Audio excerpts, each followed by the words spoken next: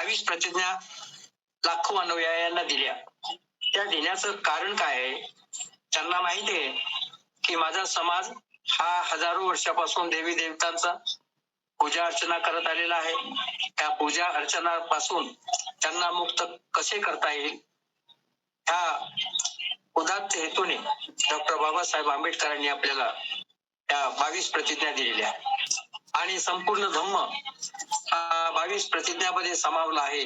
जेव्हा आपण त्यावर आकलन आणि निरीक्षण करतो, अध्ययन करतो, त्यावेळेला असे आपणास दिसून येते. तर आजची जी प्रतिज्ञा, ज्या अगोदर आपण 3 प्रतिज्ञा पाहिल्या, त्या 3 प्रतिज्ञानंतर आजची जी 4थी प्रतिज्ञा आहे ते आहे देवाने अवतार घेतले यावर माझा विश्वास नाही. कोण म्हणतं असं? डॉक्टर बाबासाहेब आंबेडकर म्हणतात की माझा विश्वास नाही. आणि आपण जर डॉक्टर बाबासाहेब आंबेडकरांचे एकनिष्ठ प्रामाणिक अनुयायी आहोत, तर आपण सुद्धा डॉक्टर बाबासाहेब आंबेडकरांनी म्हटल्याप्रमाणे त्यांनी जी प्रतिज्ञा दिली त्यांच्यावर आपण विश्वास जरूर ठेवायला पाहिजे.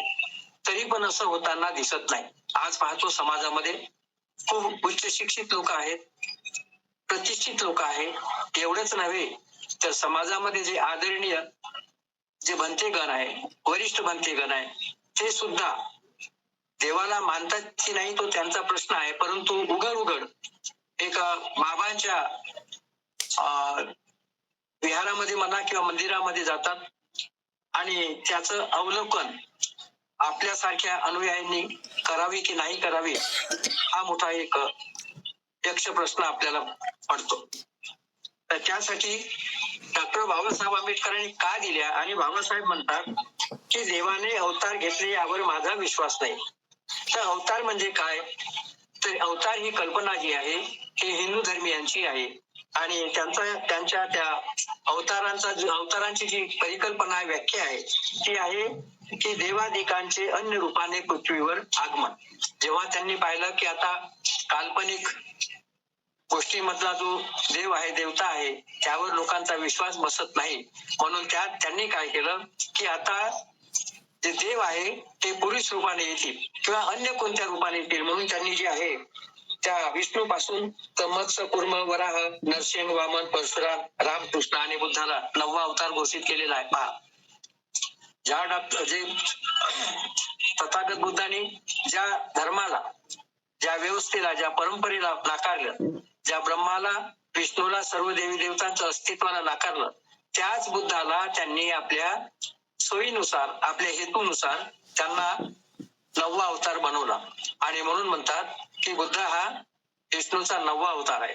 आणि ह्या अवतारापासून आपण कसं दूर राहिलं पाहिजे आणि यासाठी बाबासाहेब म्हणतात की देवादिकांचे जे अन्य रूपाने जे पृथ्वीवर आगमन होते, म्हणजे देवाने अवतार घेतले त्यावर त्यांचा विश्वास नाही आणि ही गोष्ट तेवढीच खरी आहे. आज आपण आजपर्यंत खूप देवाधर्माची मनोभावी पूजा केली, परंतु संकटाच्या वेळेस कोणीही धावून आलेलं नाही. त्याचा अर्थच देवाचं अस्तित्व नाही. आणि देव म्हणजे कोण?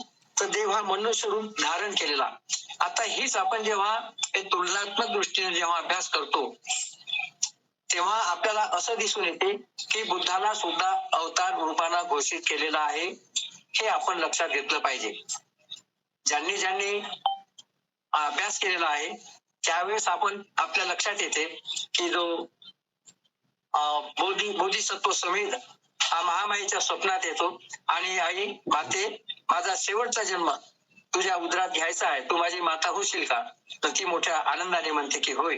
म्हणजे याचा अर्थ की बुद्धाला सुद्धा त्या बोधिसत्व सोमेच्या रूपामध्ये घोषित केलेलं आहे, हे विसरायला नको. वास्तविक ती कल्पना आहे. बोधिसत्व सोमेचा जन्म होण्याचा प्रश्नच येत नाही, परंतु जेव्हा आपण वाचन करतो तेव्हा असं दिसते की बुद्ध म्हणजे बुद्धाचा जो पूर्वजन्म आहे बोधिसत्व सुमेध आहे. तर ह्यावरून आपण कल्पना करू शकतो का ज्यांनी हे त्रिपिटकाची रचना केलेली आहे ते तुम्हाला कोणत्या नाही कोणत्या तरी मार्गातून तुम्हाला ते अवतार रूप कसं घेतल्या जाते ते आपल्याला दाखवलेलं आहे. याबद्दल आपल्याला सविस्तर माहिती आजचे प्रमुख प्रवक्ते आदरणीय अशोक भवरे सर आपल्याला देतील, अशी मी त्यांना विनंती करतो. आदरणीय अशोक भवरे सर. धन्यवाद सर. विश्ववंदनीय विश्वगुरु महाकारुणिक तथागत गौतम बुद्ध, भारतीय संविधानाचे शिल्पकार बोधिसत्व डॉक्टर बाबासाहेब आंबेडकर, सर्व महामानव, सर्व महामाता. आवाज येतो ना माझा? आवाज येतो? हा. आवाज येतो हो सर, आवाज येतो पण ते व्हिडिओ दिसत नाही बरोबर. ते दिसणार झाले. ठीक आहे, ठीक आहे. बरं, जाऊ द्या. व्हिडिओ नाही दिसला तरी काय फरक नाही पडणार. ठीक आहे सर, काय येत नाही, चालू ठेवा. हा हा.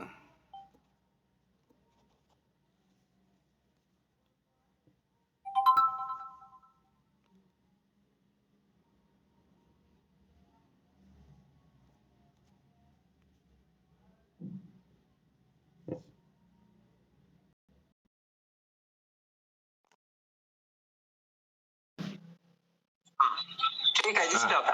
आता दिसतंय सर. हा, ठीक आहे, ठीक आहे. हो, ठीक आहे, ठीक आहे. तर सर्व महामानव, सर्व महामाता यांच्या विचारांना अभिवादन करून इथे जमलेले सर्व उपासक उपासिका यांना जय भीम. आवाज नाही येत सर, माईक बंद आहे सर, आपला माईक बंद आहे. माईक बंद आहे. इथे जमलेले सर्व उपासक उपासिका या सर्वांना मी जय भीम करतो. आजचे सूत्रसंचालन करणारे माणिकरावजी वानखेडे सर, ज्यांनी अतिशय आपल्या मनोगतामध्ये थोडीशी पुसटशी कल्पना दिलेलीच आहे आणि माझं काम थोडंसं हलकं केलेलं आहे. याशिवाय आजची जी बुद्धवंदना मनोहर वानखेडे साहेबांनी घेतली, अतिशय सुंदर घेतलेली आहे आणि त्यांनी थोडक्यात 22 प्रतिज्ञेचं महत्व सांगितलेलं आहे. असो, विषयाला सुरुवात करण्याच्या अगोदर मला आज थोडीशी भीती होती की आज किती लोक जमतील.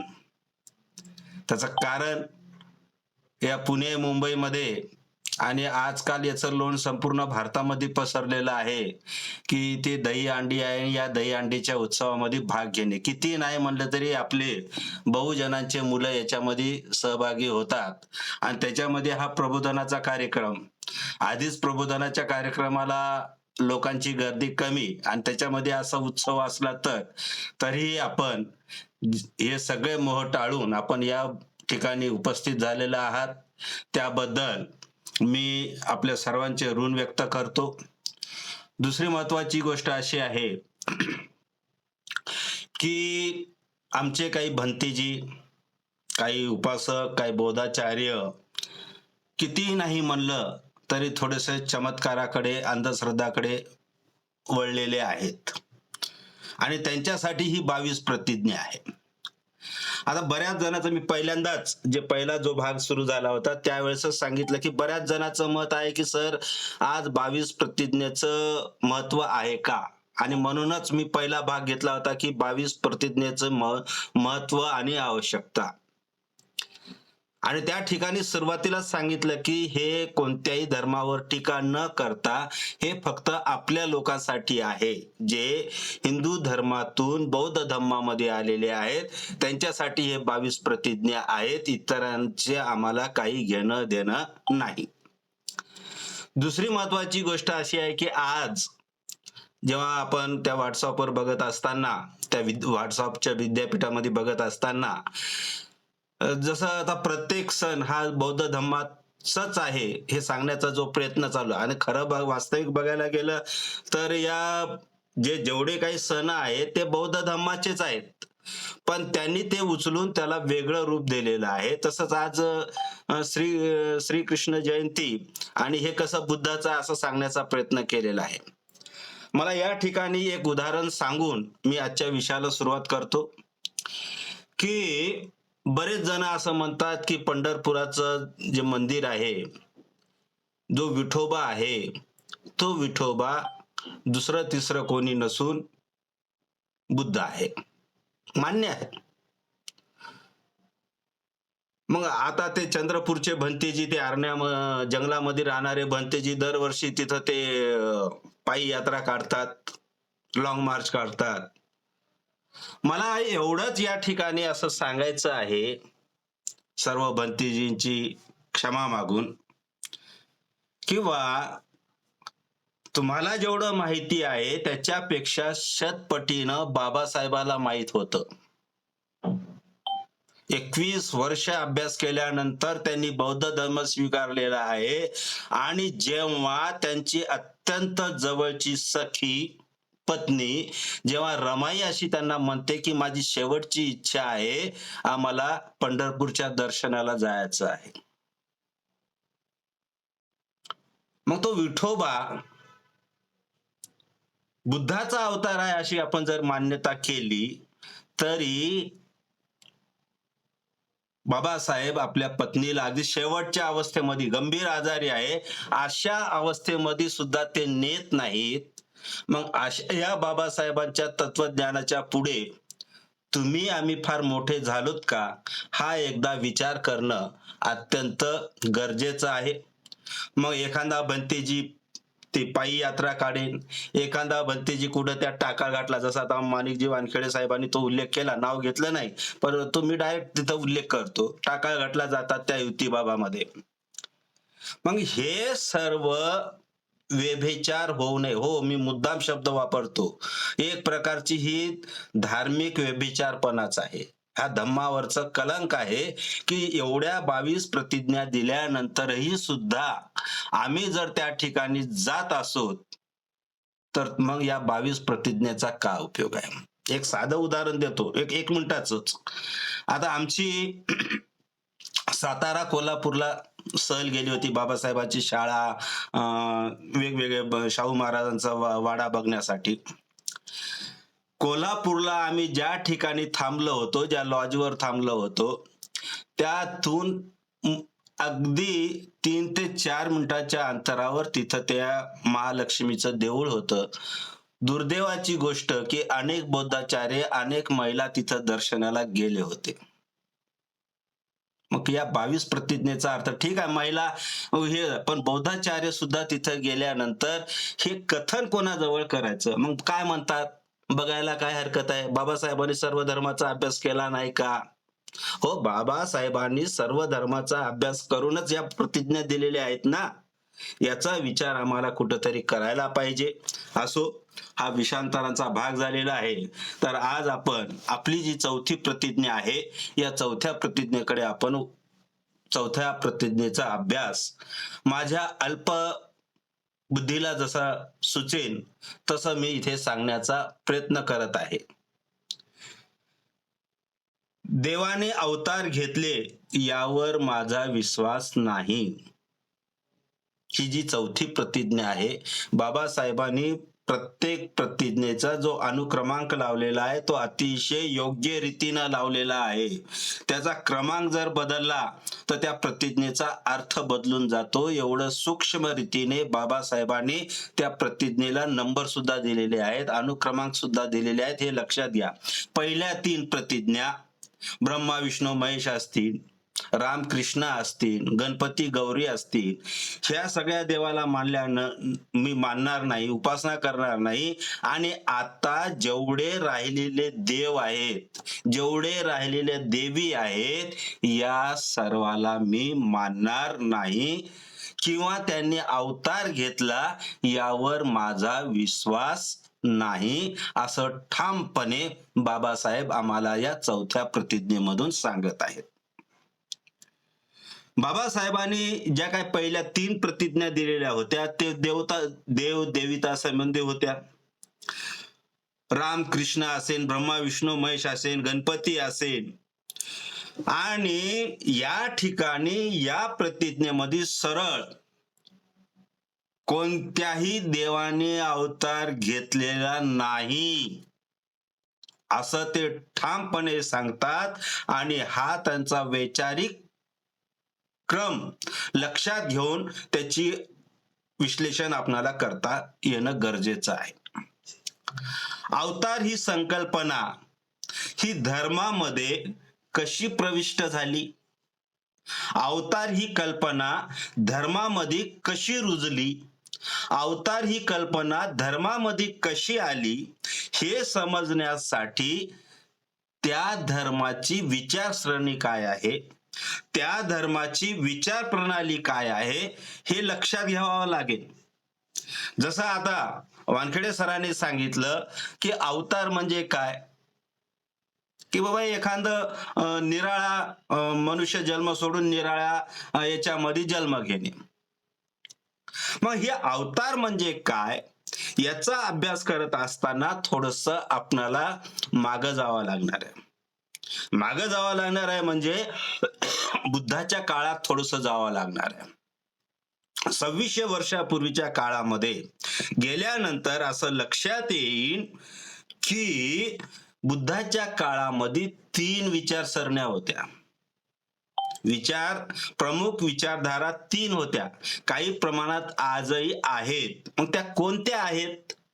नंबर 1, आपण आपल्या पूर्वजन्मी, आपण आपल्या गत जन्मी, गेल्या जन्मामध्ये आपण कोण होतो, गेल्या जन्मामध्ये आपण कोण होतो आणि त्या जन्मामध्ये आपण जे काही पाप केलेलं आहे, त्या जन्मामध्ये आपण जे काही पुण्य केलेलं आहे, त्या पाप पुण्यानुसार आपणाला सद्गती किंवा दुर्गती लाभते.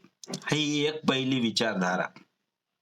म्हणजे या ठिकाणी पहिल्या विचारधारेमध्ये की बाबा माणसाला पुनर्जन्म आहे, त्याला पहिला जन्म आहे आणि पहिल्या जन्मानुसार त्यांनी काही पाप पुण्य केला असेल तर त्याला चांगले काम केले तर या जन्मात त्याला चांगलं सद्गती मिळते, अशी ही पहिली विचारधारा.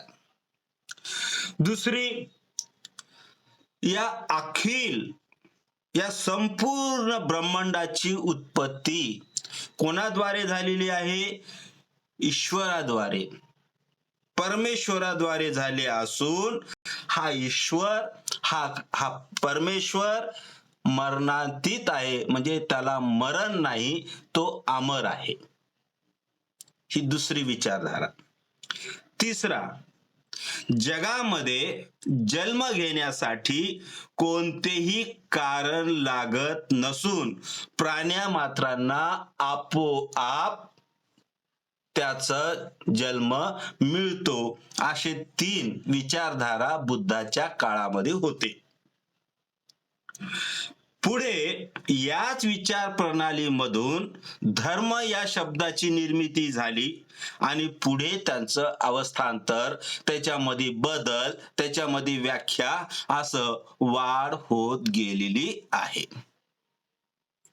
मग याच काळामध्ये काही ऋषींनी या विश्वाची निर्मिती किंवा या विश्वाचा निर्माता कोण आहे या संबंधी आपले आपले विचार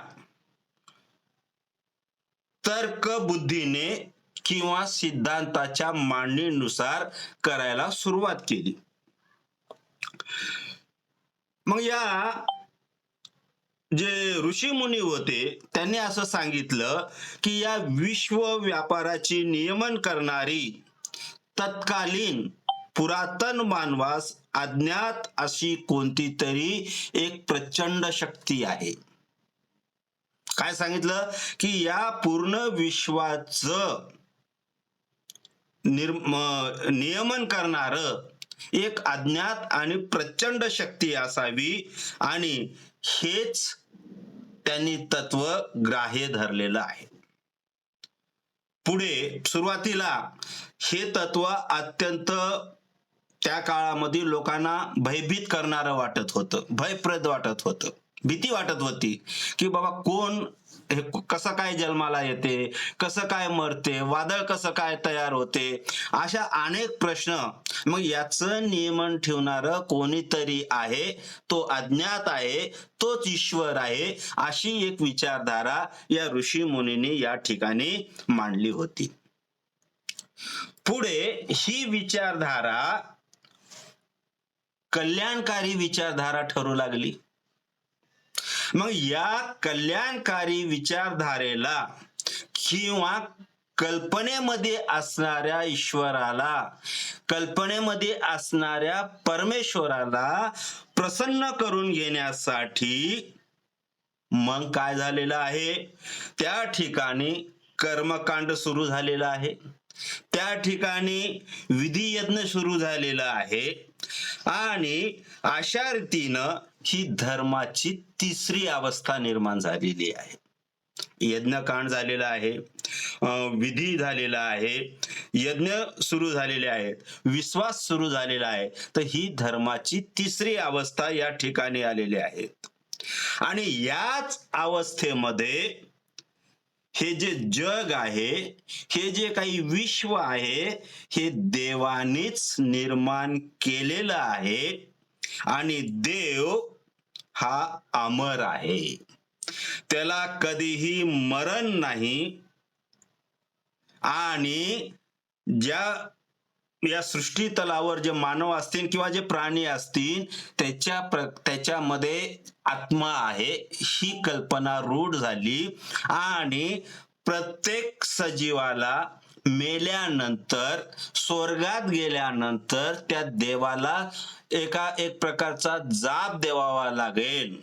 तो देव विचारेन की बाबा तू तुझ्या या जन्मामध्ये तुला काय काय केलेलं आहे, आणि त्या इच्छेनुसार त्याला स्वर्गात किंवा नरकात पाठवण्यात येईल. अशी एक विचारधारा या ठिकाणी निर्माण झालेली आहे. थोडक्यात काय, माणसाच्या इहलोकाच्या कर्माबद्दल त्याला देवासमोर जाप द्यावा लागणार होता. आता देव इथे अस्तित्वात नाहीये, देव इथे कल्पनेमधून आलेला आहे. देव इथे कल्पनेमधून आलेला आहे. आणि हीच कल्पना पुढे समाजामध्ये रूढ होत गेलेली आहे. तर धर्म विचाराचा जो विकास कसा झालेला आहे त्याचा हा संक्षिप्त आढावा आहे. थोडक्यात बुद्ध काळामध्ये धर्म संकल्पना अशा रीतीने उत्क्रांत झालेली होती. उत्क्रांत म्हणजे हळूहळू बदल, हळूहळू विचारधारा त्या ठिकाणी आलेली होती. ईश्वर, आत्मा याविषयी त्याला काय म्हणता येईल, आस्तिक असलेला, बुद्धी असलेला, पूजा अर्चा, यज्ञविधी याला प्राधान्य असलेला धर्म प्रचलित होत गेला. वेद, स्मृती, पुराणे या कल्पनेची ती ऐतिहासिक निर्मिती होती. ईश्वराच्या अवताराची संकल्पना, आता बघा, आता ही अवताराची संकल्पना कशी आलेली आहे.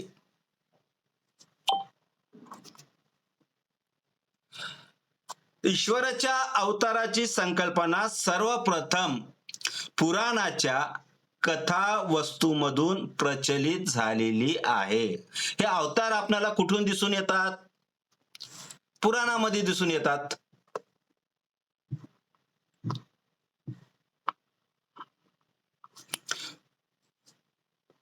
दिसते ना बरोबर सगळ्यांना? हो, दिसते सर. हा दिसते. ठीक आहे. तर या ईश्वराची कल्पना सर्वप्रथम पुराणाच्या याच्यामधून प्रचलित झालेली आहे. आणि या पुराणासंबंधी संक्षिप्तपणे माहिती अशी आहे की लक्षात घ्या, आज आपण किती पुराणे आहेत म्हणतो? 18 पुराणे आहेत म्हणतो. पण सर्वात आधी एकच पुराण होते. त्यानंतर त्या पुराणाची संख्या 18 झालेली आहे. अशी मान्यता आहे की पुराण हे वेदापेक्षाही जुने आहे. अर्थवेदात पुराणाचा उल्लेख असल्यामुळे पुराण हे वेदापेक्षाही प्राचीन असल्याचा पुरावा या ठिकाणी आपल्याला मिळतो. माझा व्हिडिओ चालू आहे का सर? मला इथे काय समजणं झाले. ठीक आहे, मी बघतो पुन्हा.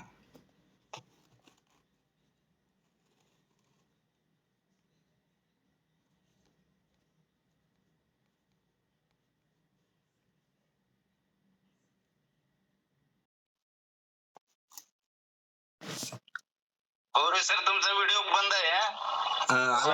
व्हिडिओ सुरू झाला. हा ठीक आहे. तर हे 18 पुराण अगोदर काय होतं? एकच होतं. नंतर त्याच्यामध्ये 18 पुराण झालेली आहेत. सुरुवातीला या पुराणाचे किती विषय होते? 5 विषय होते. लक्षात घ्या. आता पुराणाचे सुरुवातीला 5 विषय होते. सर्वांना एक विनंती आहे की थोडस 22 प्रतिज्ञेचा अभ्यास करताना आपल्याला इतर धर्माचाही अभ्यास करावा लागणार आहे. थोडस किचकट जरी असलं तरी मी सोप्या पद्धतीनं समजावून सांगण्याचा प्रयत्न करत आहे. तर या पुराणाचे 5 विषय होते. 1 सर्ग, 2 प्रतिसर्ग, 3 वंश, 4 मन्वंतर आणि 5 वंशचरित. हे 5 विषय होते. आता हे 5 विषय म्हणजे कसं? सर्ग म्हणजे काय? सर्ग म्हणजे ब्रह्मांडाची रचना. हे विश्वाची रचना म्हणजे सर्ग आहे. या विश्वाची रचना कशी झाली, याचा प्रमुख कोण आहे, हे सर्वांचा अभ्यास म्हणजे सर्ग आहे. त्यानंतर प्रतिसर्ग म्हणजे ब्रह्मांडाचा विलय, एकमेकांमध्ये ते कसे विलय झालेले आहेत. वंश म्हणजे जीवनक्रम किंवा वंशावळ.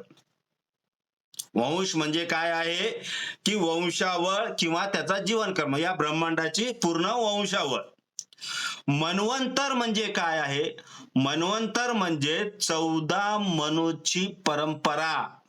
लक्षात घ्या. आता या ठिकाणी मन्वंतर म्हणजे 14 मनूची परंपरा व त्यातून घडलेला सृष्टीचा विकास, जे आपण मनुस्मृती म्हणते त्याचाही वंश आहे. त्याच्यामध्ये सुद्धा 14 मनू झालेले आहेत असं म्हणतात. आणि वंशचरित म्हणजे राजा महाराजाच्या पिढीचे वर्णन. जे काही पुराणामध्ये जे काही राजे महाराजे आलेले आहेत त्यांचं वर्णन. अशा प्रकारे पुराणाचे एकूण 5 विषय होते. त्यानंतर या पुराणामध्ये स्मृती धर्म, व्रत धर्म, क्षत्र धर्म, दान धर्म असे वेगवेगळे विषय या पुराणामध्ये आलेले आहेत. याशिवाय अजून 2 महत्वाचे विषय आहेत. याविषयी पुराणामध्ये बरंच काही आलेलं आहे. या पुराणाच्या प्रथम विषयामध्ये इष्ट देवतेला, इष्ट म्हणजे आपला जो आवडीचा देव आहे, त्या देवाला किंवा त्या देवीला प्रसन्न करण्यासाठी आराध्य पद्धतीचं म्हणजे त्या देवाची पूजा कशी करावी, त्याची आरती कशी करावी, याचं सगळं वर्णन त्या पहिल्या याच्यामध्ये आहे.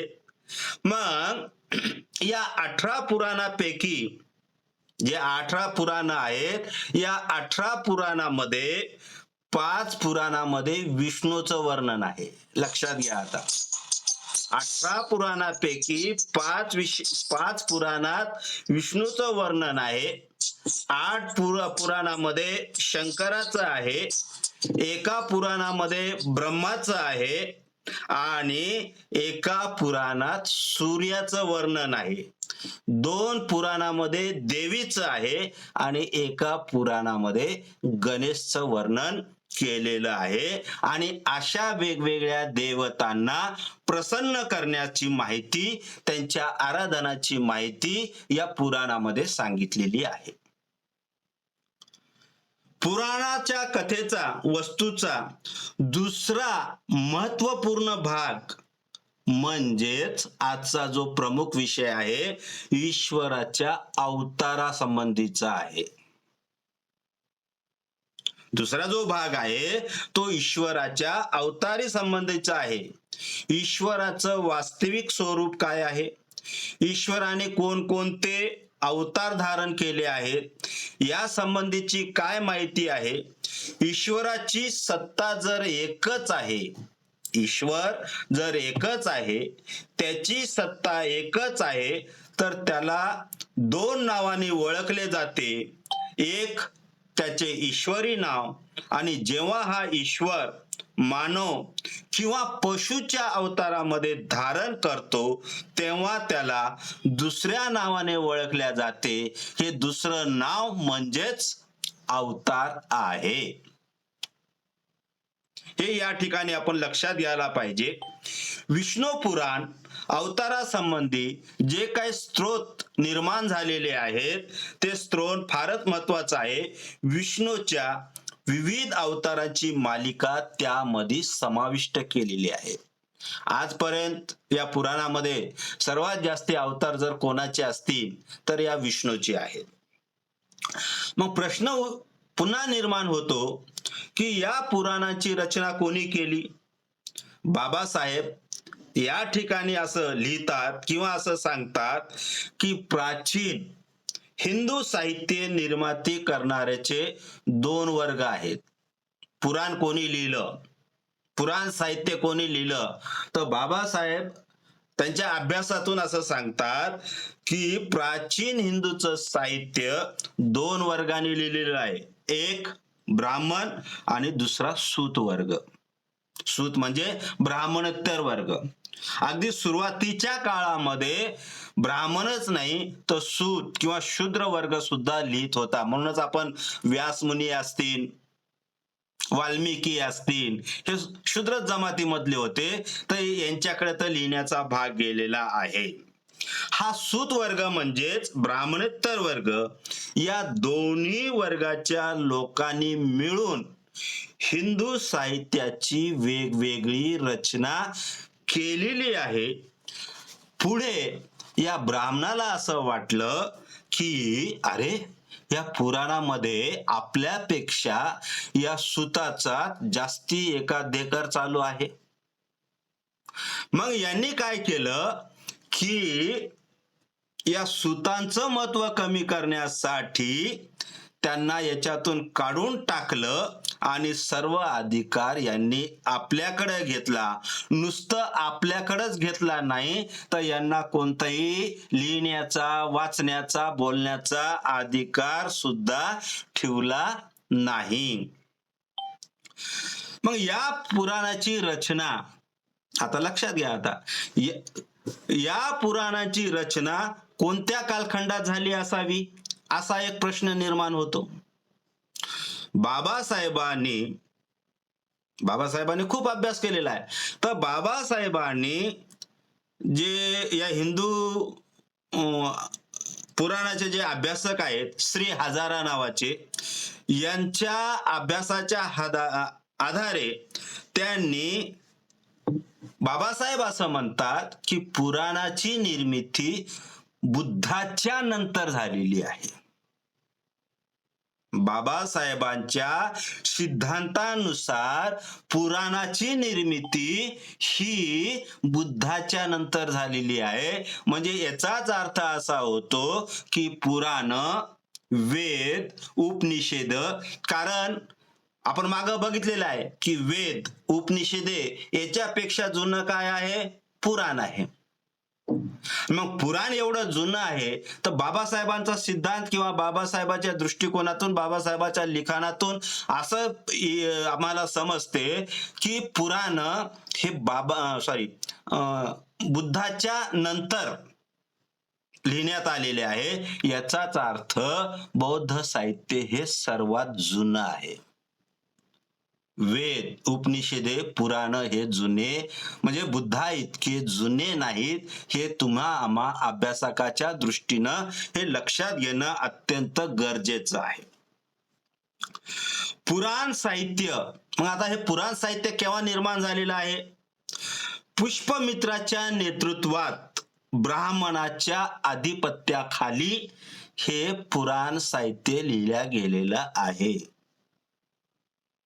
अशोकाचा जो 10वा मुलगा आहे त्याची हत्या करून हा सेनापती असलेला पुष्पशृंग राजावर आला आणि ब्राह्मणाच्या मदतीनं त्याने हे पुराण किंवा ब्राह्मणी साहित्य लिहायला सुरुवात केलेली आहे. या संरक्षणाद्वारे आपणाला एक गोष्ट लक्षात येते आणि इथे मला वामन नील सरांची आठवण येते, त्यांच्या त्या अभ्यासांची. बघा आता काय आहे इथे ते प्रश्न निर्माण केलेले. बघा आता की महाभारतामध्ये एकूण किती पर्व आहेत? 18 पर्व आहेत. गीतेमध्ये एकूण अध्याय किती आहेत? 18 अध्याय आहे आणि पुराणाची संख्या सुद्धा किती आहे? 18च आहे. महाभारताचे 18 पर्व, गीता ही 18 अध्यायामध्ये आणि पुराणाची संख्या सुद्धा किती आहे? 18 आहे. हे काय फक्त संयोगच आहे का? मग यावरून बाबासाहेब असं ठामपणे म्हणतात की हे वाल्मिकी हे ते कोणी केलं नाही, तर ह्या सर्व भाग फक्त एकच व्यक्ती केलेला आहे आणि ती म्हणजे व्यासांनी केलेली आहे. बाबासाहेबांनी लिहिलेला हू वेअर द शूद्राज या ग्रंथ हा अतिशय महत्वाचा आहे. याचा आता मराठी अनुवाद सुद्धा आपल्याला उपलब्ध आहे. शूद्र पूर्वी कोण होते या नावाने या ग्रंथामध्ये बाबासाहेबांनी या विश्वाची निर्मिती कशी झालेली आहे हे पुराणाच्या आधारे आम्हाला स्पष्ट करून सांगितलेलं आहे. आणि म्हणून मी बऱ्याच वेळा म्हणतो की इतर साहित्य वाचण्यापेक्षा बाबासाहेबांचं जे ओरिजिनल साहित्य आहे, बाबासाहेबांनी जे लिहिलेलं साहित्य आहे त्या साहित्याचा जर अभ्यास केला तर आमच्या मस्तकात एक निराळी विचारधारा उठायला काही हरकत नाही. असो, या विश्व उत्पत्ती संबंधीचे उपरोक्त खुलासे वजा सिद्धांत आणि दुसऱ्या प्रकरणात दिलेल्या सिद्धांताबरोबर तुलना केल्यावर काही मुद्दे आपल्या लक्षात येतात. ते मुद्दे कोणते आहेत ते बघू. या विश्वाची जी उत्पत्ती झालेली आहे ही धार्मिक स्वरूपाचा आहे असं पहिला सिद्धांत सांगतो, तर दुसरा सिद्धांत काय सांगतो? धर्मातीत स्वरूपाचा आहे. पुढे दुसरा एक मुद्दा तयार होतो इथे. मनु हा मानव असून तो सृष्टीचा कर्ता आहे असा एक सिद्धांत आहे. तर दुसरा सिद्धांत असा आहे की या विश्वाची निर्मिती, या जगाची निर्मिती ब्रह्मदेवाने किंवा प्रजापतीने केलेली आहे. तिसरा मुद्दा असा इथं या ठिकाणी पुन्हा उत्पन्न होतो. एक सिद्धांत ऐतिहासिक घटना सांगणारा आहे, तर दुसरा सिद्धांत त्याबद्दल काही सुद्धा बोलायला तयार नाही. आता मनु हा मानव होता, मनुस्मृती आतापर्यंत चाललेली आहे. दुसरा सिद्धांत काय म्हणतो की ईश्वराने निर्माण केलेली आहे. मग ह्या ईश्वरा संबंधी त्याचे सिद्धांत, त्याचं अस्तित्व याबद्दल कोणीही बोलायला तयार नाही. एक सिद्धांत म्हणजे मनुचा सिद्धांत काय सांगतो की 4 वर्णाचे तो स्पष्टीकरण करत आहे. 4 वर्णाचे तो स्पष्टीकरण करत आहे. तर दुसरा सिद्धांत या समाजाची उत्पत्ती कशी झालेली आहे याचं स्पष्टीकरण सांगतो. म्हणजे हे जग कसं झालं, कसं उत्पन्न झालं हे दुसरा सांगते. या दोन्ही सिद्धांतामध्ये असलेला फरक बराच आणि प्रमुख दर्जाचा आहे हे स्पष्ट होते. चातुर्वर्ण्य संबंधी निरनिराळे स्पष्टीकरण या 2 सिद्धांतात दिलेले आहेत. कोणताही मनुचा घ्या की ईश्वराचा घ्या, याच्यामध्ये चातुर्वर्ण्या संबंधीचे स्पष्टीकरण दिलेले आहे. त्या चातुर्वर्ण्याला महत्व दिलेले आहेत. धर्मविरहित स्वरूपाचा जो सिद्धांत आहे त्यात सुरुवातीला चातुर्वर्ण्याचा नामोल्लेख नाही, परंतु मनुच्या संततीचे स्थित्यंतर या 4 वर्णात कसे झाले या दाखवण्याच्या हेतूने हे रामायण, पुराणे हे सिद्धांत लक्षात घेतलं तर कळून येईल की या काळामध्ये जे पुराणं लिहिल्या गेलेली आहेत, जी मनुस्मृती लिहिली गेलेली आहेत. मग मनुस्मृती म्हणजे काय? मनुस्मृती म्हणजे विषमतेवर आधारित असलेली समाजाचे संविधान. मनुस्मृती म्हणजे विषमतेवर आधारलेले समाजाचे काय आहे? संविधान आहे. त्यामध्ये आदर्श समाज रचनेच्या नावाखाली ब्राह्मण वर्गाला सर्वश्रेष्ठ दर्जा देण्यात आलेला आहे. ब्राह्मण हा मुखातून निर्माण झालेला आहे. कोणाच्या? ब्रह्माच्या मुखातून तो निर्माण झालेला आहे. म्हणून तो सर्वश्रेष्ठ आहे. तो सृष्टीचा स्वामी आहे. देवता लोक फक्त ब्राह्मणाच्या हातून भोजन घेत असतात. त्यामुळे संसारात ब्राह्मणापेक्षा कोणीही श्रेष्ठ नाही.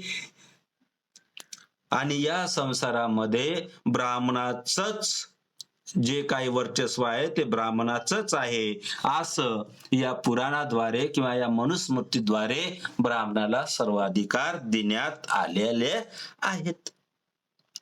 ही अशी मुक्त फळे या मनुसंस्कृतीमध्ये सर्वत्र आढळतात. याला कारण का असावं बरं? असं का झालं असावं, असा प्रश्न निर्माण होणं शक्य आहे.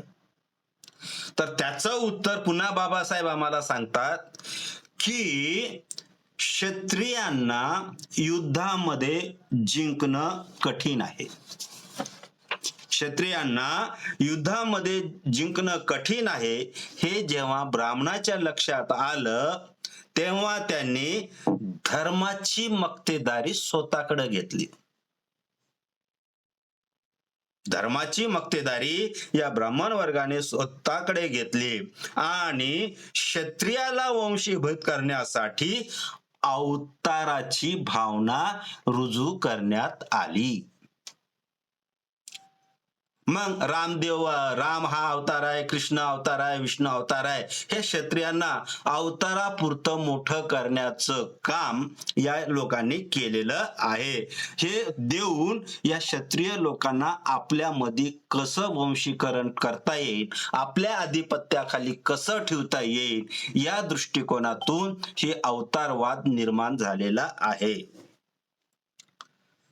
उदाहरणार्थ जे काही 10 अवतार झालेले आहेत, या 10 अवतारापैकी फक्त 4 अवतार हे गर्भाशयातून निर्माण झालेले आहेत. कोणते? राम, कृष्ण, बुद्ध आणि परशुराम हे गर्भामधून निर्माण झालेले आहेत.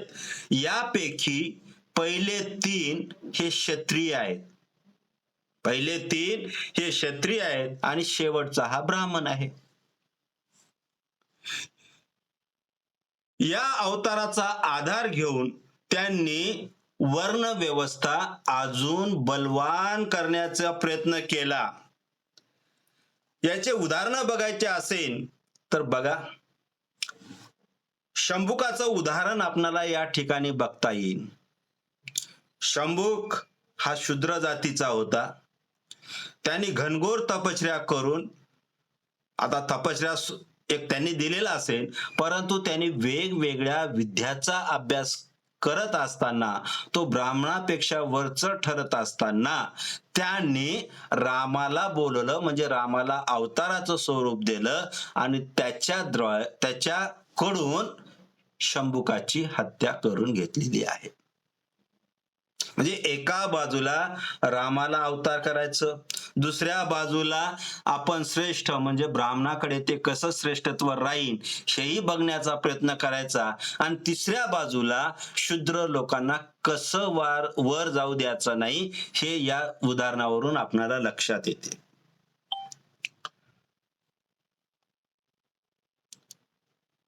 अशी ही जन्मजात ही वर्ण व्यवस्था क्षत्रिय राजाने स्वीकार केल्यानंतर ब्राह्मण लोकांनी धर्मशास्त्रांच्या अध्ययनाचा व अध्यापनाचा अधिकार स्वतःकडे सुरक्षित ठेवला. जे अगदी सुरुवातीच्या काळात स्वतःकडे सुद्धा होता, पुढे या ब्राह्मणाने आपल्याकडे अभ्यास करायचा आणि शिकवायचा अधिकार हा कोणाकडे राहिलेला आहे? ब्राह्मणाकडे राहिलेला आहे. म्हणून क्षत्रिय हा पराक्रमी जरी असला तरी त्याला शिकवण्याचा अधिकार आपोआप कोणाकडे आलेला आहे? ब्राह्मणाकडे आलेला आहे. तर अशा रीतीनं ह्या ब्राह्मणाने आपलं अस्तित्व बळकट करत गेलेली आहे.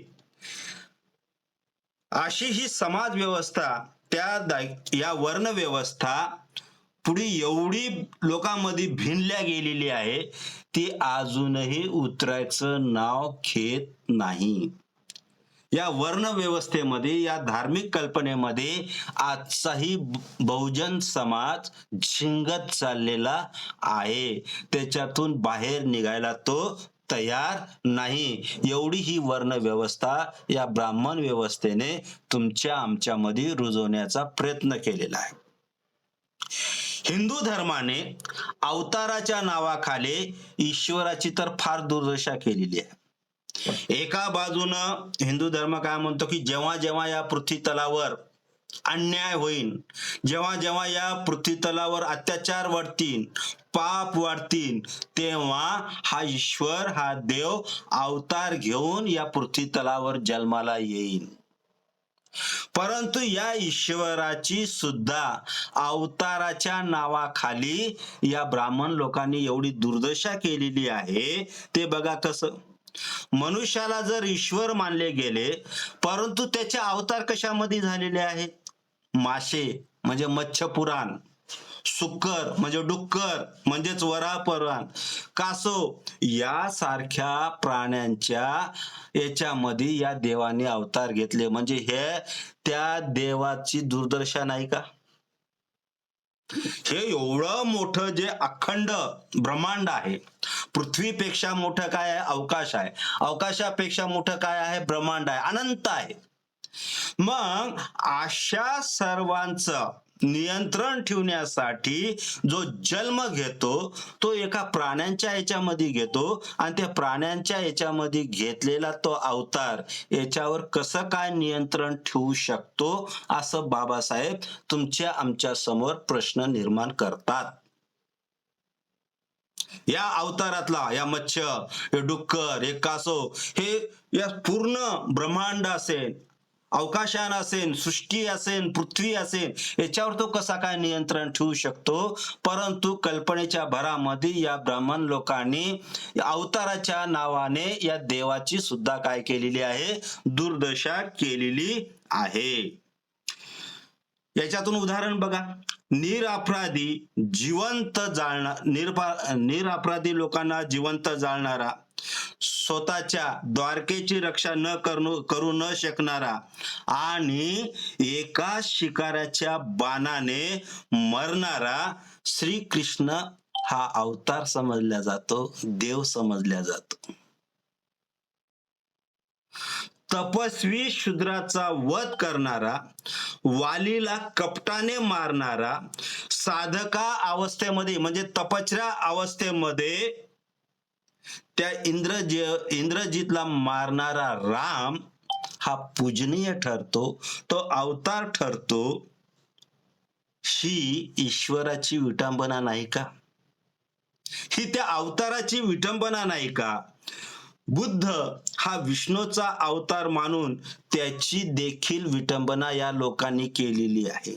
आता पुढची जी प्रतिज्ञा आहे ती संपूर्ण बुद्धावरच असल्यामुळं त्याचा विस्तार आपण कशी दुर्दशा केली आणि म्हणून बुद्धाने अवतार घेतला नाही असं बाबासाहेब म्हणतात, त्या पुढच्या प्रतिज्ञेमध्ये बघायचं आहे आपल्याला.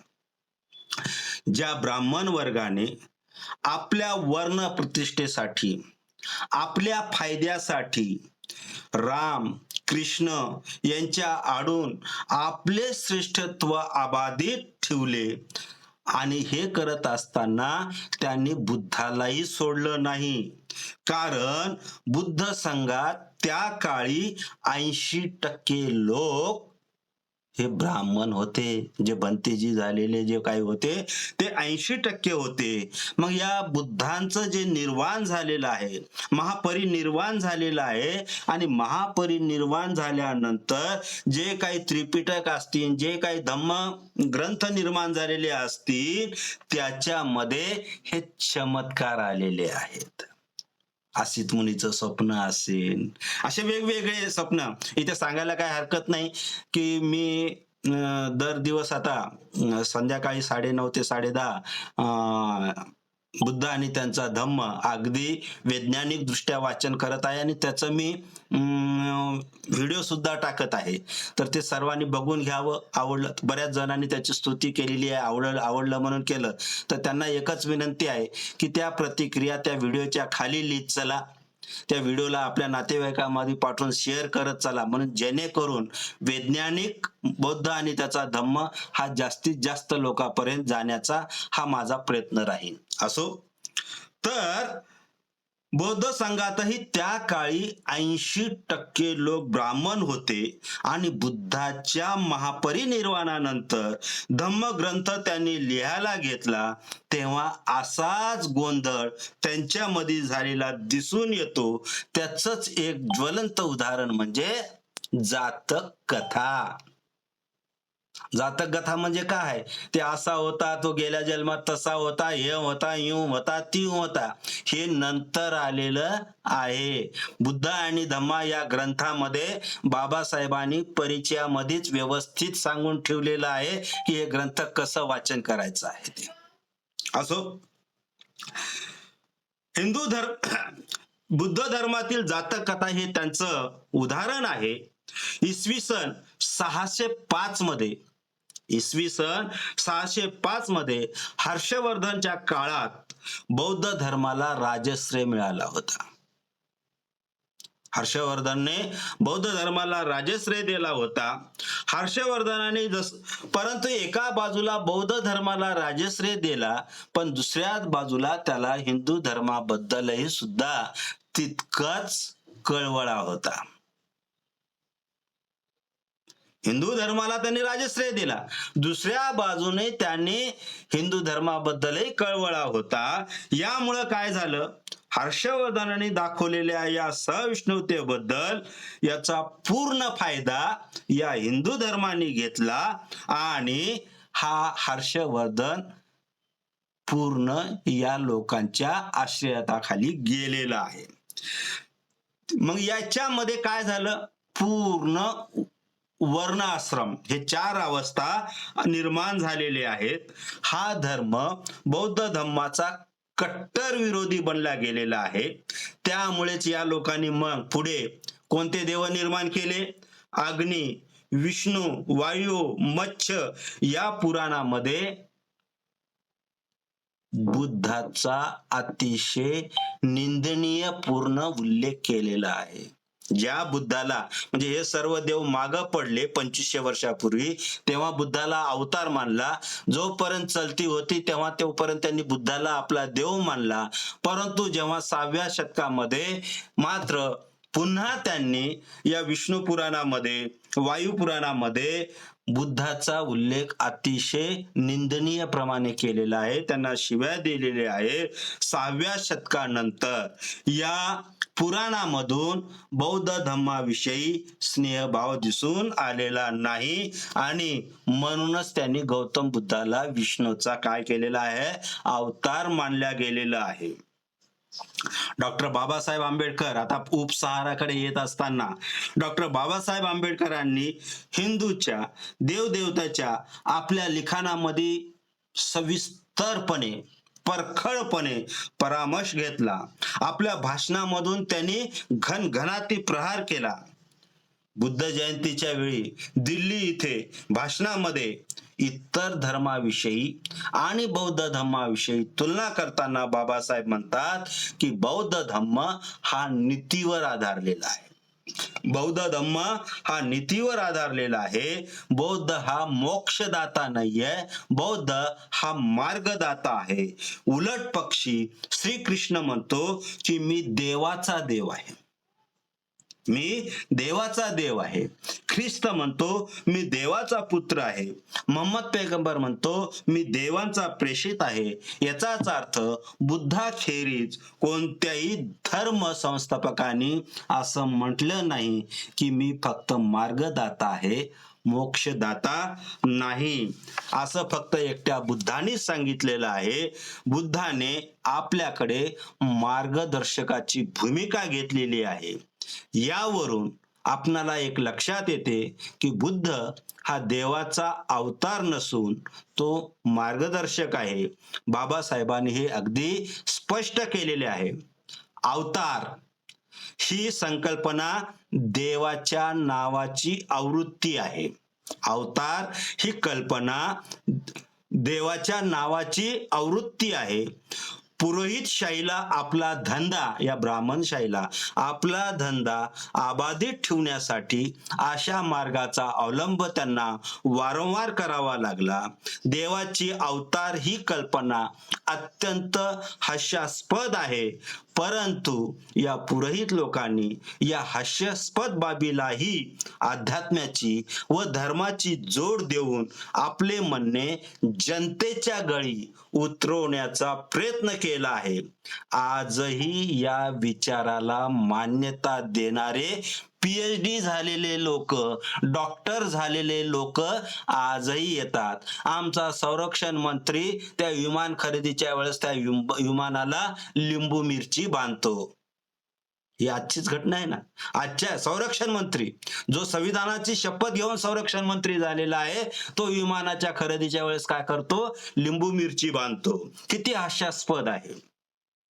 बाबासाहेबांनी अशा विचारांना आपल्या तत्वज्ञानामध्ये जराही सुद्धा जागा दिली नाही. बुद्ध आणि त्यांचा धम्म या ग्रंथात त्यांनी स्पष्टपणे सांगितले आहे की भगवान बुद्ध म्हणतो की ईश्वरधीन धर्म हा कल्पनामधील धर्म आहे. जो अवतार मानतो, ईश्वर मानतो, हा धर्म फक्त कल्पनेमधला धर्म आहे. म्हणून ईश्वरावर आधारलेला धर्म हा काहीही उपयोगाचा नाही, तो अतिशय निरुपयोगीचा आहे.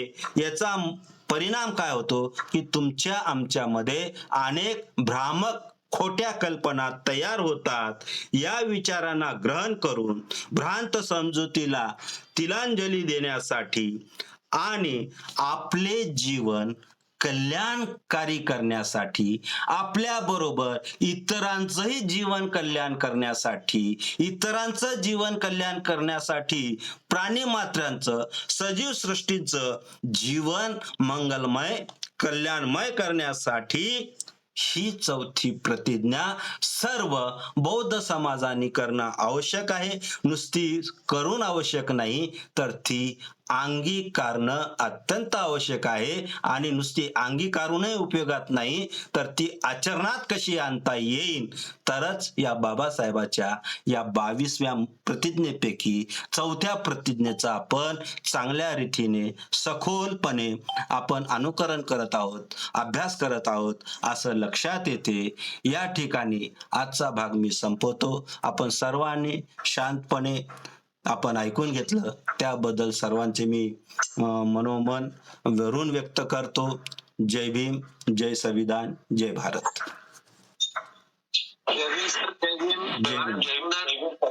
फारच सुंदर, फार सविस्तर माहिती दिली आपण. धन्यवाद सर, धन्यवाद. फारच सुंदर. म्हणजे हे जी सर जरा काही मी लेफ्ट होत्या, मोर्चाचं नियोजन करायचंय. ठीक आहे, ठीक आहे. ओके, जय भीम, जय भीम. आपण जे मार्गदर्शन करता आणि जी सविस्तर माहिती देत असता, ती फार अभ्यास वृत्तीने, जिज्ञास वृत्तीने तुम्ही देत असता. आणि खरोखरच तुमचं जेवढं कौतुक करावं तेवढं कमीच वाटते. फार सुंदर, खूप मेहनत घेता तुम्ही. आणि डॉक्टर बाबासाहेब आंबेडकरांच्या दृष्टिकोनातून आपण धम्म कसा समजून घेतला पाहिजे यावर आपण खूप पुरेपूर प्रयत्न करतात. आणि अजय इच्छुक जे आपले श्रोतागण आहे ते पण आपला अमूल्य वेळ देऊन त्या ठिकाणी ऐकत असतात. आणि निश्चितच त्यांच्या विचारामध्ये फरक पडेल यात काही शंका नाही. म्हणून आपण जे श्रीकृष्णाचं उदाहरण दिलेलं आहे, तर श्रीकृष्ण काय म्हणतात, ते अवतार कसे घेत असतात. ते म्हणतात की जेव्हा जेव्हा साधूवर आणि धम्मावर जेव्हा जेव्हा संकट येईल, तेव्हा तेव्हा मी त्या पृथ्वीवर जन्म घेईल. म्हणून ते त्या एका ठिकाणी त्यांनी असं सुभाषित म्हटलेलं आहे, परित्राणाय साधूनम विनाशाय दुष्कृतम धर्म संस्थापनार्थाय संभवामी युगे युगे. म्हणजे जेव्हा जेव्हा साधूंवर आणि धम्मावर जेव्हा जेव्हा कधी संकट येईल, तेव्हा तेव्हा मी या विश्वामध्ये जन्म घेईल, म्हणजे मी अवतार घेईल. अशा प्रकारे श्रीकृष्णाला एक सर्वात मोठा अवतारी पुरुष बनवलेला आहे त्या मनोवाद्यांनी. आणि आपण त्यातून कसे सुटलो म्हणून आपण त्यावर जेव्हा आपण एक सिंहावलोकन करतो तेव्हा आपल्याला कल्पना येते की डॉक्टर बाबासाहेब आंबेडकरांनी आपल्या समाजावर किती महान उपकार केलेले आहे की त्यांनी ह्या समाजाला त्या अंधश्रद्धेतून बाहेर काढण्याचा प्रयत्न केलेला आहे. तरीही काही जे समाजातील उच्च शिक्षित प्रतिष्ठित आदरणीय थेरो महाथेरो हे सुद्धा या अंधश्रद्धेला बळी पडलेले आहेत. म्हणून डॉक्टर बाबासाहेब एका ठिकाणी म्हणतात की मोठमोठ्या धर्म सुधारकांना जे बाबासाहेब काय म्हणतात ते लक्षात घ्या. बाबासाहेब इतका कोणीही ज्ञानी पुरुष नाही. जेव्हा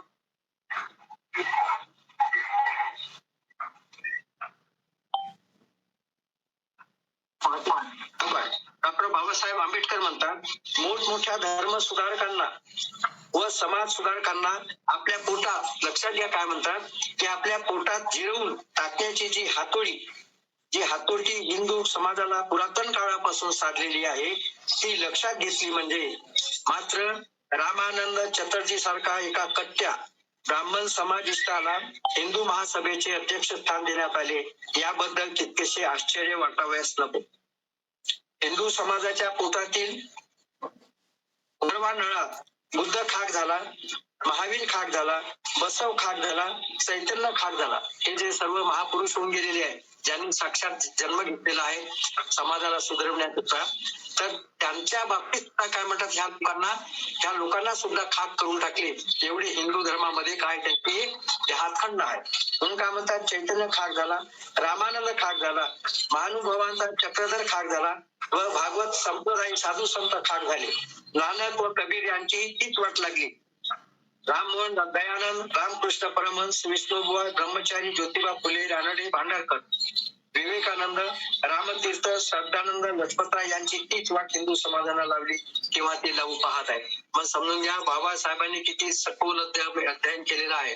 आणि त्यानंतर बाबासाहेब असे म्हणतात ही काही साधी गोष्ट नाही. बाबासाहेबांसारखा आपल्याला थोर महापुरुष आपल्याला त्यांनी जो धम्म दिला बुद्धाची मूळ शिकवण दिलेली आहे आपण त्यांचे ऋणी आहोत. म्हणून बाबासाहेबांच्या दृष्टिकोनातून आपण धम्म समजून घ्यायला पाहिजे. परंतु असं होताना दिसत नाही. असं यासाठी दिसत नाही की जेव्हा बुद्धाचा जन्म झाला त्यानंतर जसं आता आपण सांगितलं ते अगदी बरोबर आहे. ते वेद पुराण वगैरे हे नंतरची निर्मिती आहे. मग हा प्रश्न निर्माण होतो की बुद्धाच्या वेळेस त्यांचे जे 8 प्रारंभीचे गुरु होते ते आपण पाहिलेलं आहे का जे 8 प्रारंभिक गुरु होते तर त्यानंतर त्या गुरूंनी सुद्धा आणि जो सब्बमित्र हा भाषाशास्त्रामध्ये जो प्रवीण होता त्यानंतर त्याला पुन्हा बोलवण्यात आलं आणि ते काय म्हणतात की सब्बमित्र हा भाषाशास्त्र, व्याकरणशास्त्र, वेदांगे आणि उपनिषदे या सर्वात पारंगत होता आणि या सर्वांचे शिक्षण बुद्धाला दिले. मग हे कसं शक्य आहे? जर वेद, वेदांगे आणि उपनिषद हे नंतर लिहिण्यात आले असेल तर बुद्धाला हे आता शिक्षण कसं दिलं त्या सब्बमित्रात? हा आपण प्रश्न का निर्माण करत नाही? याचा अर्थ बुद्धाच्या वेळेस वेद, वेदांगे, ब्राह्मणे वगैरे होते का? याचा आपण जे तुम्ही जे सांगितलं का हा संयोग आहे की काय म्हणजे काय असं काय याची झाली की 18 वेद, 18 पुराण, 18 जे काही येते त्यांच्यामध्ये ते दिलेले आहे 18वरच का थांबतो? म्हणून आपण विचार करायला पाहिजे. जसे 4 वेद आहे, 18 पुराण आहे, 18 पुराण, 22 उपनिषद आणि 108 उपनिषद. तर हे जे आहे हे एवढं रचना कोणी केली आणि कशी केली? बुद्धाच्या वेळी रचना होती की त्यानंतर केली? आणि त्यानंतर केली असेल तर बुद्धाला त्यांनी कसं शिक्षण शिकवलं असेल? हा जो आहे याच्यामध्ये जे बुद्ध आणि त्यांचा धम्मग्रंथामध्ये बालपण आणि शिक्षण याच्यामध्ये बाबासाहेबांनी तो प्रकरण टाकलाय. याचा अर्थ असा नव्हे की बाबासाहेबांनी ते मान्य आहे. बाबासाहेबांनी ते या दृष्टिकोनातून टाकलं आहे की पहा बुद्धाच्या वेळेस सुद्धा ह्या लोकांनी वेद, वेदांगे, ब्राह्मणे, 18 पुराण वगैरे उपनिषद वगैरे होते असे ते म्हणतात. आणि म्हणून बाबासाहेब परिचयामध्ये म्हणतात की बुद्धाचं जीवन आणि शिकवण समजून घ्यायचं असेल तर निकायावर अवलंबून राहून ते कधीही साध्य होणार नाही. म्हणून ते आपण जेव्हा असे चर्चासत्र करतो आणि या चर्चेच्या माध्यमातून जेव्हा आपण त्याचा निष्कर्ष काढतो त्याचा जो काही गोषवारा आपण काढतो तो फार महत्वाचा आहे. आणि जेव्हा आपण ते त्याचं श्रवण ग्रहण करताना जेवढ्या थोतांड गोष्टी आहेत थोतांड गोष्टीला आपण नाकारलं पाहिजे. परंतु जसं आपण सांगितलं का जे भंते जे आहे जे मोठे मोठे भंते प्रतिष्ठित लोक वगैरे ते नाव घेण्यात काही अर्थ नाहीये. काही लोकांना वाईट वाटते, परंतु आपण समजून घ्यायचं की तेच सुद्धा अंधश्रद्धेतून बाहेर निघाले नाही. ते समाजाला कसेपर्यंत आपल्याला अंधश्रद्धेतून बाहेर निघू देतील. कारण का जोपर्यंत तुम्हाला अंधश्रद्धेत ते गुंतवून ठेवून तोपर्यंत त्यांची जे काही आहे जे काय ते प्राप्त करायचं आहे ते प्राप्त करतील. जेव्हा तुम्ही जर एकदा केवळ झाले तर त्यानंतर त्यांना कधीही काही मिळणार नाही. आणि म्हणून ते आपल्याला नेहमीच कुठे ना कुठेतरी आपल्याला डुबवून ठेवण्याचा त्यांचा प्रयत्न असतो. आणि नेमका तोच प्रयत्न जे 80% लोक जे ब्राह्मण लोक बुद्धाच्या भिक्खू संघामध्ये येण्याचं कारण काय? येण्याचं कारण हे नाही की त्यांना आवडलं होतं म्हणून. त्यातले काही होते पण प्रामाणिक होते. बुद्धाचा धम्म प्रामाणिकपणे त्यांना आवडला आणि त्या प्रकारे त्यांनी त्यांचा प्रचार प्रसार केला. परंतु जे बहुतांश जे भिक्खू होते जे बौद्ध भिक्खू म्हणले परंतु ते मूळचे जे ब्राह्मण होते ते बुद्धाचा धम्म प्रसार करण्याकरता आलेले नव्हते. त्यांच्यामध्ये सुद्धा तीच हातोटी होती की बुद्धाच्या मूळ शिकवणीला कसं विद्रूप केल्या जाईल. आता एक तुम्ही कल्पना करा की बुद्धाच्या धम्मामध्ये जातक कथा सांगितलेल्या आहे. इतक्या जातक कथा सांगितलेल्या आहे की त्या जातक कथेशी आणि आपण जे वास्तविक जीवन जगतो जे भौतिक जीवन जगतो याच्याशी काहीही संबंध नाही. परंतु त्या जातक कथांचे मोठे मोठे 7 खंड आहे. कमीत कमी ते 500-500 600 पानाचे आहे. आता तुम्ही कल्पना करा बुद्धाने जो धम्म शिकवला त्यामध्ये कमीत कमी या 3-4 हजार पानाचं जातक कथा त्यांनी सांगितल्या असेल का? आणि सांगितल्या असेल ते लिहिणाऱ्याने कसं लिहिले असेल बरं हे आपण सुद्धा याचा समजून घेण्याचा प्रयत्न केला पाहिजे. तसेच धम्मपद हे सुद्धा या बुद्ध आणि त्या धम्मामध्ये फार महत्वाचं आहे. कारण का बाबासाहेबांनी त्यातून धम्मपदातून सुद्धा बरेच म्हणजे कमीत कमी 210 की काहीतरी असे पुरावे घेतलेले आहेत. त्याच्यामध्ये एकूण धम्मपदामध्ये 423 ज्या आहे त्या गाथा आहे. 423 गाथा आहे आणि त्याच्यामध्ये सर्वात जास्त ज्या गाथा आहेत त्या 41 गाथा ह्या ब्राह्मण वर्गाच्या लक्षात घ्या. आणि जे ब्राह्मण वर्ग तुम्हाला जर पाहायचं असेल तर ज्यांच्या जवळ त्यांनी आता म्हणजे कार्यक्रम संपल्यानंतर स्वतः तपासावे की 383 गाथापासून ते 423 म्हणजे एकूण 41 गाथामध्ये ब्राह्मणांचं वर्चस्व सिद्ध केलेलं आहे. ब्राह्मणांचं वर्चस्व सिद्ध केलेलं आहे. आता बाबा आणि ते कोणाच्या तोडून? बुद्धाच्या तोडून. बुद्ध असे म्हणतात की ब्राह्मण श्रेष्ठ आणि श्रमण ब्राह्मण श्रेष्ठ म्हणजे बुद्धाने सुद्धा त्यांचा श्रेष्ठत्व मान्य केलेला आहे असं आपल्याला त्या धम्मपदाच्या माध्यमातून दिसून येतो. म्हणून याचा अर्थ असा नाही की धम्मपद घेतलं आणि ते सत्यच आहे. बाबासाहेबांनी जे सांगितलं त्या दृष्टिकोनातून जोपर्यंत आपण समजून घेत नाही तोपर्यंत धम्म समजणार नाही. आता आपण जे मार्गदर्शन केलं त्या मार्गदर्शनाप्रमाणे जर वेद त्यावेळेला नव्हते तर बुद्धाला म्हणजे सिद्धार्थाला वेदाचा अभ्यास सर्वमित्र ब्राह्मणांनी कसा करून दिला यावर चिंतन करायला पाहिजे. आणि ज्याप्रमाणे हे एक प्रकरण आहे अशा प्रकारे अनेक बुद्ध आणि त्यांचा धम्म ह्या ग्रंथामध्ये डॉक्टर बाबासाहेब आंबेडकरांनी आपल्या समोर ते प्रस्तुत केलेलं आहे. त्यावर सुद्धा विचार करण्याची नितांत आवश्यकता आहे. जर आपण जसं आहे तसंच स्वीकार केलं तर आपल्याला धम्म समजणे कठीण समजणारच नाही तर ते असंभव आहे.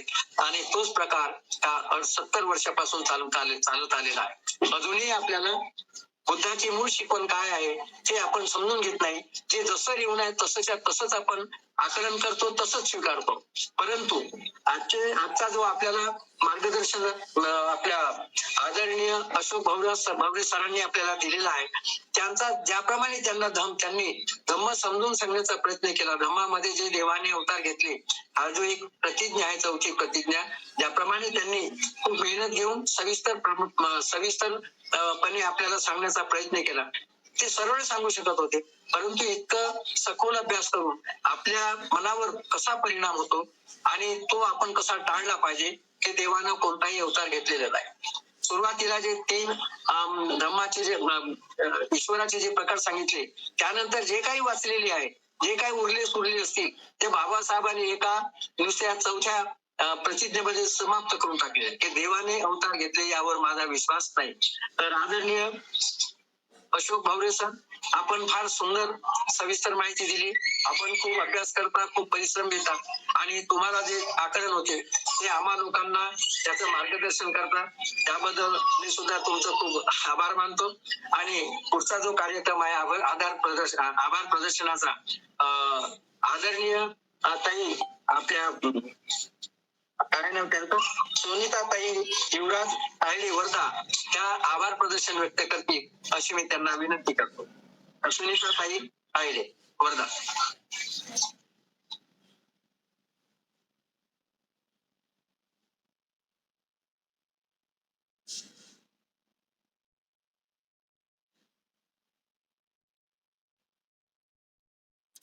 नाहीत का सुनीताताई? नाहीत.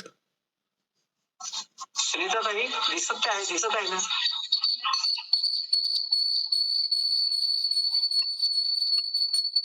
सुनीता ताई तायडे वर्धा यांनी आभार प्रदर्शनाचा कार्यक्रम करावा. आवाज येतो का माझा? हा, येतो ताई, येतो.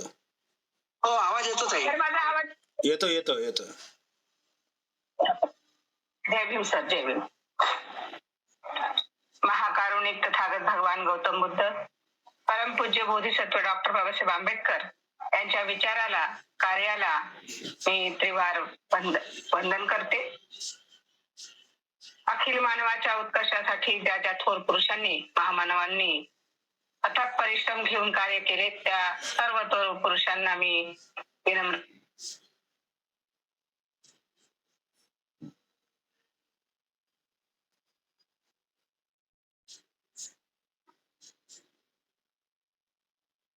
ताई आवाज नाही येत ताई.